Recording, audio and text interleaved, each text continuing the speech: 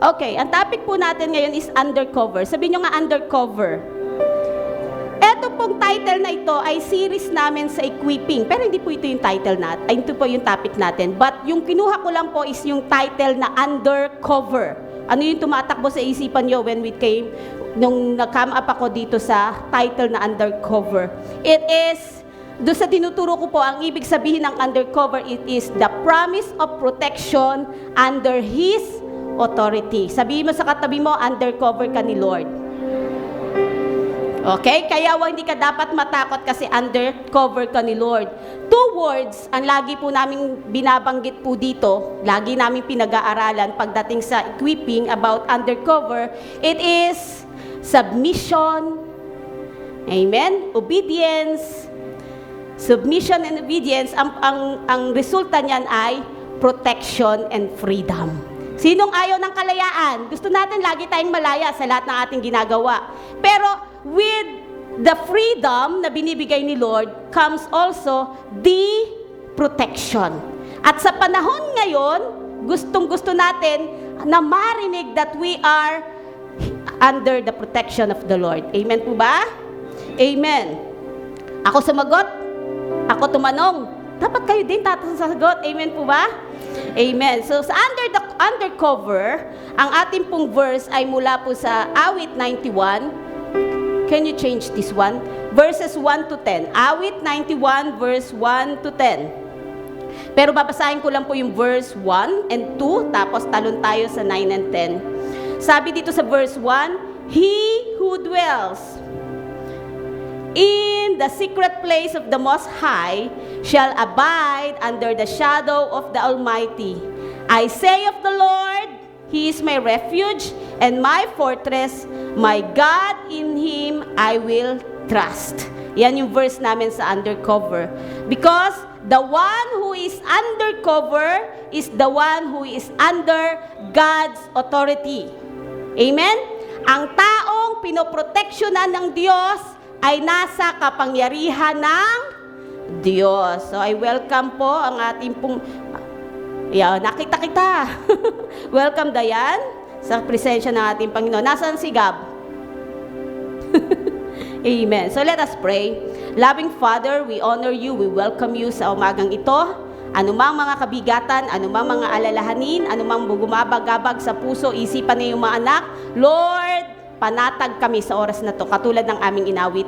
Panatag ang aming isipan, panatag ang aming kalooban. Hindi kami mangangamba, hindi kami matatakot, sapagkat we are under your care, under your protection, under cover by your love and by your mercy. Holy Spirit, as I deliver your word, I pray that you touch the heart of your people. Let their faith arise. Arise and arise. Let their faith level up to trust you more, to believe in your promises, and let that fear disappear. In Jesus' name we pray. Amen and amen. The best clap offering to the Lord God Almighty.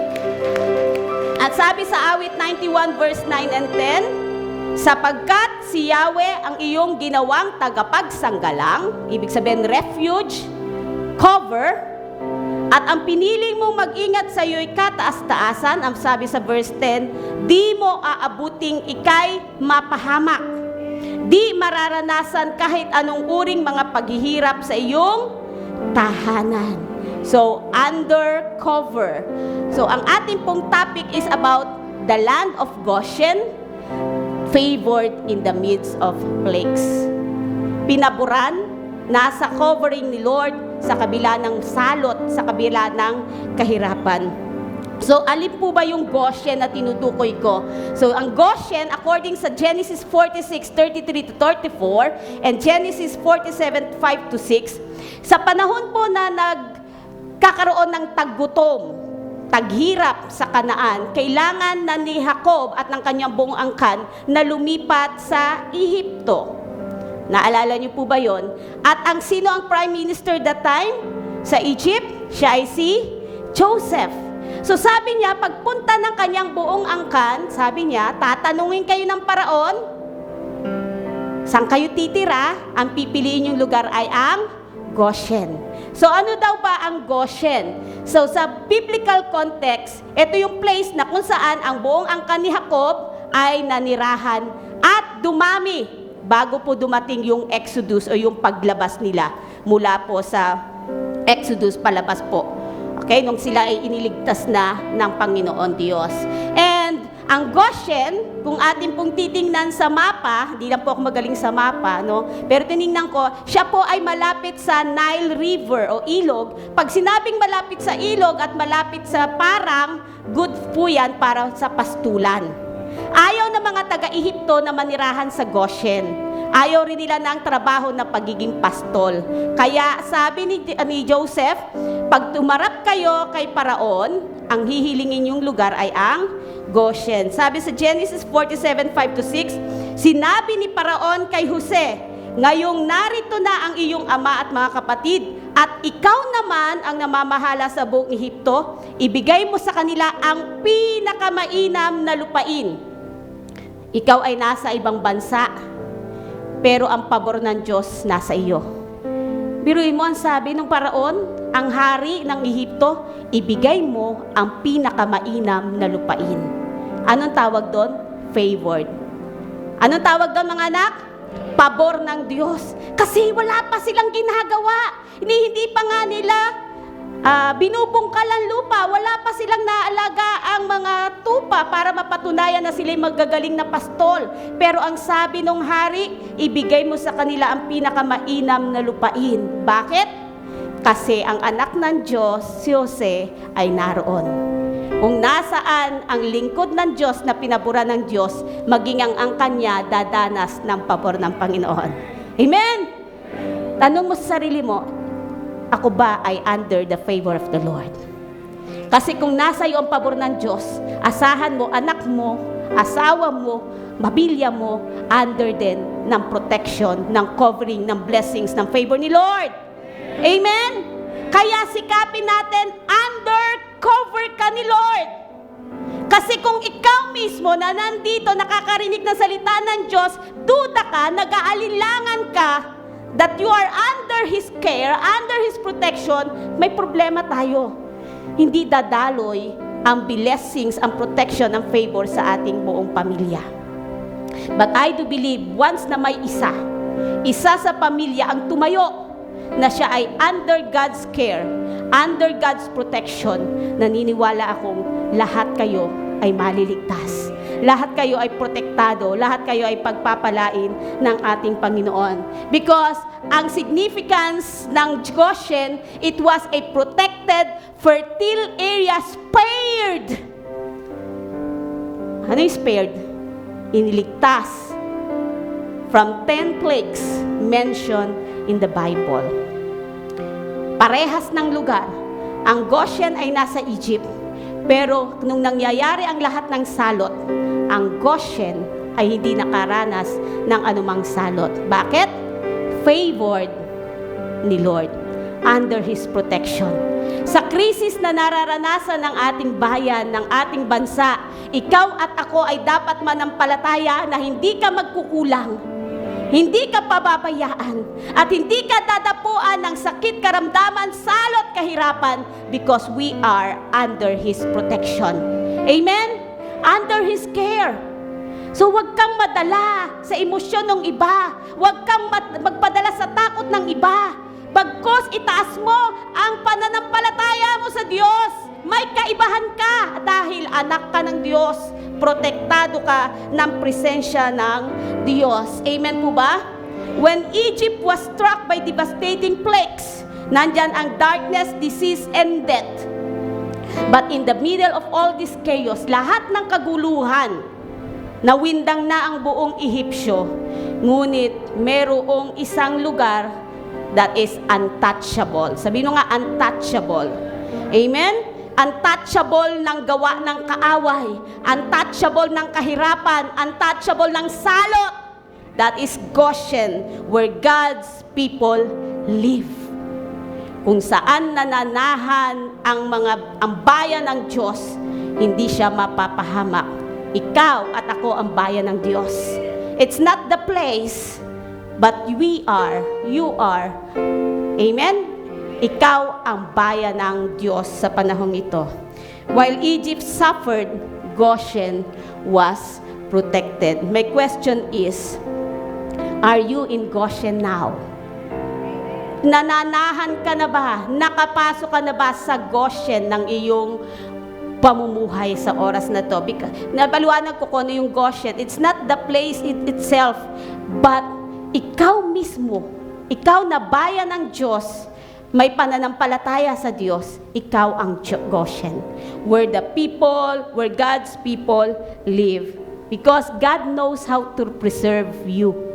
God knows how to preserve His people, even when troubles, disasters, calamities surround them.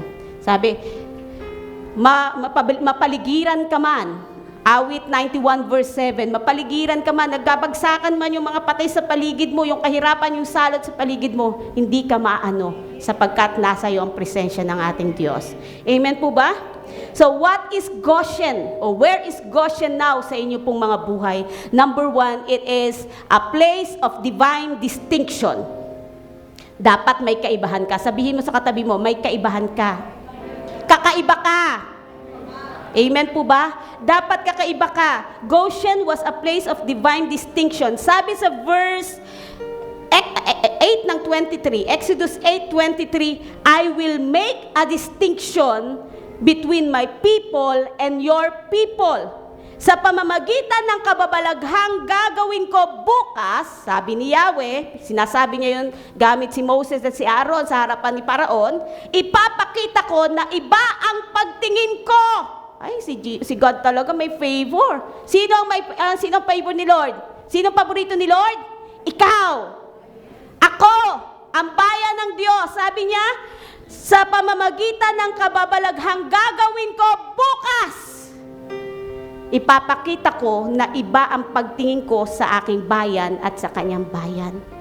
Kaya dapat mong panindigan na ikaw ay bayan ng Diyos. Dahil may ibang pagtingin sa iyo si Lord. You are the apple of His eyes. Amen po ba? Maganda ka sa paningin ng Diyos. And God clearly separated His people from, all flakes. God clearly undercover His people from the flakes. Habang ang flies, ang mga langaw ay nasa buong Ehipto, hindi ito pumasok sa Goshen. Come to think of it, ang langaw, lipad lang ng lipad. Pero bakit may pagitan na hindi siya pumasok sa Goshen? Kapangyarihan lang ng Diyos yun. Bakit? Bayan kasi yun ng Diyos. Kung bayan ka ng Diyos, hindi papasok sa iyo ang salot. Amen? Hindi papasok sa iyo ang kahirapan sa panahon ng krisis dahil ang Diyos ang magbibigay ng lahat ng iyong pangangailangan. Livestock died. Lahat ng mga alagang hayop sa Ehipto namatay, but not in Goshen. Nagkaroon ng kadiliman. Ano tawag daw? Lunar eclipse? Solar eclipse? Di ba naranasan natin yon? Yung kayang maghiwalay ang dilim at liwanag. Madilim na madilim sa kapaligiran ng Egypt, but not in Goshen. Dahil ang liwanag ay ang ating Diyos. God puts a mark of distinction between His people and the people who don't believe in Him. Sa mga taong walang pagtitiwala, hindi umaasa sa Diyos, mararamdaman at makikita nila ang kaibahan mo. Amen? Napansin nyo na ba? Nakikita ba ng inyong kapitbahay ang kaibahan mo? O baka nakikita niya parehas lang kayo? Dapat nakikita niya ang kaibahan mo sa pamamagitan na iyong pagsasalita, sa pamamagitan na iyong pamumuhay, sa pamamagitan ng iyong generosity. Amen? Hindi ikaw yung laging binibigyan. Ikaw yung nagbibigay. Dahil ang Diyos ay puno ng biyaya para sa iyo. Pinag-uumapaw ka niya para meron ka maibigay. Para makita ng iyong kapitbahay na iba ka. Amen po ba? Bakit ka pinag-uumapaw ni Lord? Hindi para i-hoard at i-hoard mo. Pinag-uumapaw ka ni Lord para meron kang maibigay. At para makita, merong Diyos itong taong ito. Kasi hindi siya madamot. Hindi siya natatakot maubusan. Kasi alam niyang ang Diyos ay mabiyaya kung magbigay. Amen po ba? Pwede tayo, we may be in the same city. Pare-parehas tayo nakatira dito sa Tansa, sa Hulugan. We may be in the same workplace. Naranasan ko yan. We may be in the same workplace. Parehas tayo ng trabaho. Parehas tayo ng company. We may be in the same school. But we are not under the same covering. Minsan nga, mas mataas pang sweldo ng iba eh. Pero bakit ikaw, hindi ka nangungutang? Hindi ka nagkukulang? We may be in the same place, but not the same covering. Thanks be to God, you have the covering of the Lord. Amen? That's the distinction. Yun ang kaibahan mo. At dapat yun ang tumaas ngayong pananampalataya natin ngayon sa oras na ito, sa pagkakataong ito. Maipakita natin ang kaibahan natin. Huwag tayong mahawa. Amen? Huwag tayong mahawa. Sabi ng asawa ko last time, pupunta pa ba tayo? Mahal ng gasolina. Siya din naman sumagot, anak tayo ng Diyos, mayaman tayo. Nagtanong pa. Nagtanong pa. Siyempre, alam niyo naman pag pumunta doon, hindi lang yung gasolina. Kailangan gagasolinahan mo rin yung mga magulang mo. Dalawa magulang namin. May biyanan ako at may magulang siya, may magulang ako. Magkaiba. Di ba? Kailangan parehas mo yun, gagasolinahan. Bukod dun sa sasakyan. Pero mabuti ang Diyos. Meron kaming naibibigay dahil may Diyos na nagbibigay. Amen? Kung wala kami, ano ibibigay namin? Meron kaming, ano yun, bayaw, meron siyang kapatid na kailangan suportahan kasi may nasa ospital yung pamilya, yung asawa.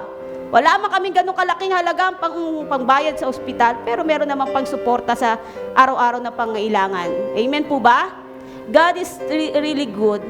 Ang Diyos ang provider. So, napansin niyo po ang distinction niyo. Anong kaibahan niyo? Kahit po kayo ay nakatira sa isang lugar. Number 2, Goshen was a place of protection. May protection ka sa Panginoon. Amen po?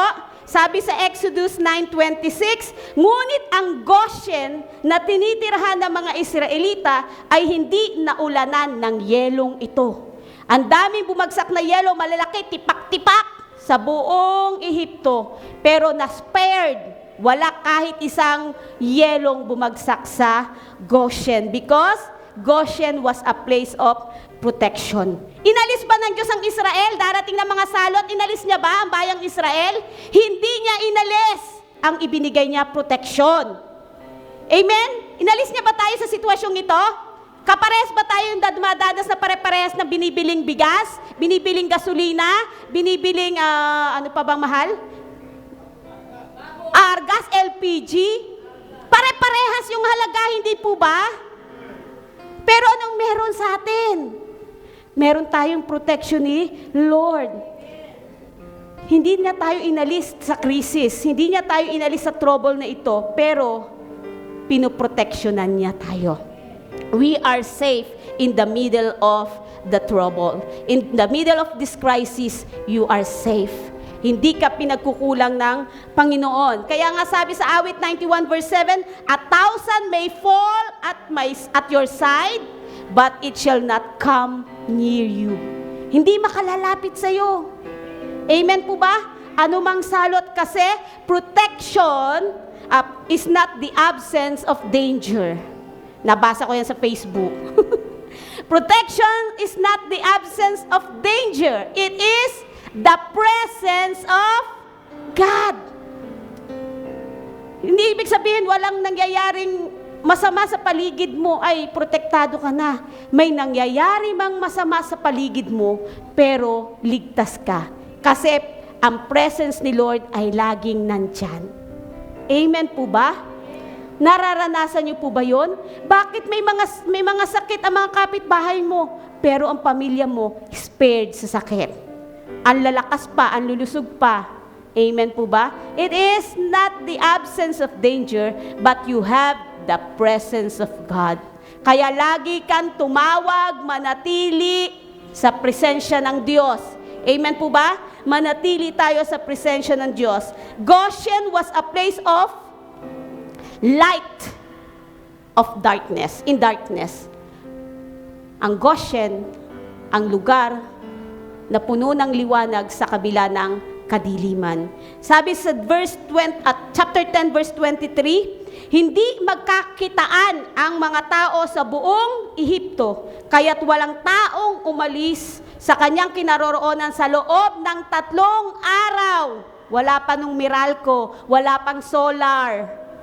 So madilim, 3 araw, walang makaalis sa buong Ehipto dahil sa plagues of darkness. Pero sabi dito, madilim na madilim sa buong Ehipto maliban sa tirahan ng mga Israelita. Wow! Doon ako pupunta. Makikisaksak siguro ako doon, ano? Nasubukan nyo na bang lumipat ng bahay para lang habulin yung liwanag? Ha? Sino nakasubok sa inyo lumipat? Alam nyo magkaka-brown out. Anong ginagawa nyo? Nagcha-charge kayo, di ba? Eh noon, wala namang charging. Anong gagawin mo? Hanggat maaari, lilipat ka. Oh, may power ba sa inyo? Pwede bang dyan tumigil? Kasi may ilaw. Alalahanin nyo, ayaw ng mga Ehipsyo sa mga pastol. Kaya ayaw nilang dumikit sa mga Israelita. Kaya kahit may liwanag sa Goshen, hindi sila pumunta. Nagstay lang sila for 3 days dahil madilim sa Ehipto. While Egypt was covered in thick darkness, Goshen had light. Anong ibig sabihin ng darkness sa panahon natin ngayon? Maraming tao nasa darkness. They are in confusion. Amen? Kahit yung sa gera, may sarili na silang opinyon. Kahit na ang Israel ang actually victim, yung iba dahil sa nangyayari na ang mga Israelites na ngayon ang gumagante, nagpapadala, akala na nila ang masama na yung bayang Israel. May mga gano'n na silang pananaw. Bakit? They are in confusion. Kasi, ang nakikita na nila ay krisis. Kung hindi sila ginigera, hindi sasarado ng Iran ang Strait of Hormuz. Makakadaan ang gasolina, ang mga krudo, hindi tayo maghihirap. So ngayon, naiiba yung kanilang kaisipan about Israel. Darkness gives confusion, fear, and judgment. But, tandaan natin, light gives clarity. Ang lahat ng nililiwanagan, okay? Ang lahat ng nililiwanagan ng Panginoong Hesukristo ay mayroong kapayapaan. Panatag ba ang puso nyo? Panatag ba ang loob nyo? May nangyayari mang gera, matatapos yan. Ayan ay kasama sa history, pagdadaanan natin. Amen? Pero anong kaibahan natin? Meron tayong presensya ng Diyos. Sabi mo sa katabi mo, huwag kang matakot. Huwag kang mangamba, sapagkat si Jesus na nananahan sa'yo is the light of the world. Siya ang liwanag ng ating buhay. When the world is confused, God's people can walk in clarity. May kaliwanagan. Okay? Maliwanag pa bang isipan nyo? Nakakapag-isip pa ba ng mabuti? Amen. Because you have Jesus. Pag meron kang Jesus sa buhay mo, sa puso mo, hindi ka magugulumihanan. Hindi ka mangangamba, hindi ka matatakot, hindi ka mag-aalinlangan. And number 4, Goshen was a place of a covenant favor. Sabihin mo nga, favor. Israel wasn't spared because they were perfect. Hindi tayo inililigtas ng Diyos dahil tayo perpekto. Wala namang perfect sa atin, walang matuwid. But because of His covenant sa kanyang bayan, dahil sa pangako ng Diyos. Kaya mahalagang may pangako kang pinanghahawakan mula sa Diyos. Amen? Amen po? So sa panahon ngayon, wag mo sayawin yung hawak mo ang beat. Ang sayawin mo, hawak mo ang faith. Okay? Next week ha, Ma'am Shiz. Mamaya may practice kayo. Sino naghahabol? Si Ate Mel daw. Mamaya ang kanta natin, hawak mo ang faith. Amen? Hawak mo ang faith. Kasi yung faith na meron ka, yun yung magle-level up sa'yo na patuloy mo maranasan ang pabor ng Diyos. Amen? Hindi ka magkukulang. Sa panahon na nasa kahirapan, ang bayang Israel sa Ehipto, naalala niya, remember sa Exodus 3, naalala niya ang pangako niya kanino? Kay Abraham, Isaac, and Jacob. Kapatid, kapag tayo ay nasa kahirapan sitwasyon, maaalala ka ni Lord dahil sa iyong pananampalataya. Amen? Maalala ka ni Lord dahil sa iyong pananampalataya. Exercise your faith because favor is not earned. It is rooted in your relationship with God. Your relationship. Ano ang relasyon mo kay Lord? Ano ang pinapakita mong pagtitiwala mo sa Kanya? Yun ang mag-gain ng favor. Hindi ang iyong perfection, ang iyong kabutihan, kundi kung ano ang relasyon mo at pagtitiwala mo kay Lord. Amen? So hindi tayo dapat matakot at mangamba. Iwasan nating lumabas ang negatibo sa ating bibig. Ilabas natin ang ating pananampalataya. Covenant people. Galatians 3:13-14, tayo po ang mga inapunan ni Abraham. Dadaloy ang pangako ng Diyos sa atin dahil sa pangako niya kay Abraham. Amen? Sino ang ating father of faith? Si Abraham. Ang pananampalataya na dumadaloy sa atin ay katulad ng pananampalataya ni Abraham. Therefore, ang pangakong pabor ng Diyos ay dadaloy din sa atin. Amen? It's not the place. Again, it's not the place. It is you who lives in that place. Ikaw ang magbabago ng sitwasyon ng pagkakataon at panahon sa isang lugar dahil ikaw ang bayan ng Diyos. Nasa iyo ang pabor ng Diyos. Kung ikaw, ang buong family mo ay dumadaloy ang pabor ng Lord, anong effect nun sa iyong community? Yung isa nga lang may effect na how much more kung buo kayong sambayanan under cover ng favor ng ating Panginoon. Amen po ba? And number 5, Goshen is a picture of life in Christ. Ang lugar ng Goshen ay isang larawan ng iyong relasyon, ng iyong buhay kay Kristo. Sa panahon natin ngayon, ano ang relasyon mo kay Kristo? Mas lalo kang kumapit kay Kristo. Amen? Huwag kang kumapit sa krisis, kumapit ka kay Kristo. Just as Israel was covered in Goshen, we are covered through salvation, through grace, and through the blood of Jesus Christ. Protektado ka ng banal na dugo ni Kristo. Ligtas ka maging sa karamdaman, sakit at kahirapan. Amen? Just like the final plagues na dumating po, nag-passed over sa Israel, tayo din, believers, are covered by the redemption of the blood of Jesus Christ. It is the picture of the life in Christ. Tanging ikaw lang nakakaalam ano ang sitwasyon mo, ano ang relasyon mo sa Panginoong Hesukristo. Huwag mong hayaan na ganyan, anong tawag doon? Pawindang-windang ang iyong relasyon kay Lord. Huwag lang basta steady.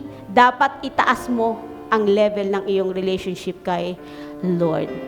So how to live under cover. Now, how are you going to do? What are you going to do? Number 1, stay under God's covering. Manatili ka sa covering ni Lord. Huwag kang lalabas. Sabi mo sa katabi mo, huwag kang lalabas. Huwag kang aalis. Okay? Stay under God's covering. Awit 91 verse 1 and 2. Ano yung binasa natin kanina? Awit 91 verse 1 and 2. Ang sabi dyan? Basahin ko ulit. He who dwells in the secret place of the Most High shall abide under the shadow of the Almighty. I will say to the Lord, He is my refuge and my fortress, my God, in Him I will trust. So stay under God's covering. Pagka under ka ng covering ni Lord, ibig sabihin, walk in obedience and faith. Lumakad ka ng may pagsunod sa Diyos, wholeheartedly. Number 2, remain separated spiritually. Anong ibig sabihin nun? Not isolation, not isolated, but with distinction. Romans 12 verse 2, huwag ka nang umayon sa takbo ng sanlibutan. Pero aminin natin, minsan nadadala tayo sa takbo, sa agos ng sanlibutan. Pero sabi ni Pablo, huwag kang umayon sa takbo ng sanlibutan. Magbago na kayo ng pag-iisip. Remain separated spiritually. Pamilya mo yan, hindi mo yan mabibitawan, maiiwanan. Pero yung spiritualidad mo, huwag mong igaya sa kanila. Yung pananampalataya mo, huwag mong igaya sa kanila. Iba ang pananampalataya mo. Hanggat maaari, ikaw ang makahawa, hindi ikaw ang mahawahan. Remain separated spiritually, not isolated. Ayoko muna sumama sa mga kamag-anak ko. Hindi po ang solusyon ay umiwas sa kamag-anak. Hindi mo sila madadala sa pananampalataya. But with distinction, nakikisama ka sa kanila, pero hindi ka nakikisama. Hello? Hindi ka nadadala ng kanilang argumento, ng kanilang mga maling pananaw. Hindi ka nahawahan ng maling mga opinyon, kundi ikaw ang nagbibigay ng opinyon na naayon sa salita ng Diyos. Number 3, trust God in uncertain times. Hindi may iwasan, maraming pagkakataon dadaan tayo sa mga uncertainties ng buhay. Hindi mga pagkakataon na hindi mo inaasahan, di ba? Pero isa lang ang ating pumapangahawakan, Proverbs 3, trust in the Lord with all your heart. Amen? Do not lean in your own understanding. Kahit ikaw patalino, kahit gaano pa kadami ang iyong alam, huwag kang manangan sa sarili mong karunungan. But trust in the Lord with all your heart. Especially now, ipakita mo kay Lord, lubos kang nagtitiwala sa Kanya. Even when plagues, even when problems, even when chaos, crisis surround you, trust in the Lord. Amen? May mga kabigatan ka ba? May mga dalahin ka ba sa oras na ito? Trust in the Lord with all your heart. Amen? With all your heart. At huwag kang manangan sa sarili mong lakas. And number 4, walk in the light. Sino yung light? Sabi ni Jesus, I am the light of the world. And now, sino ang light? We are the light of the world.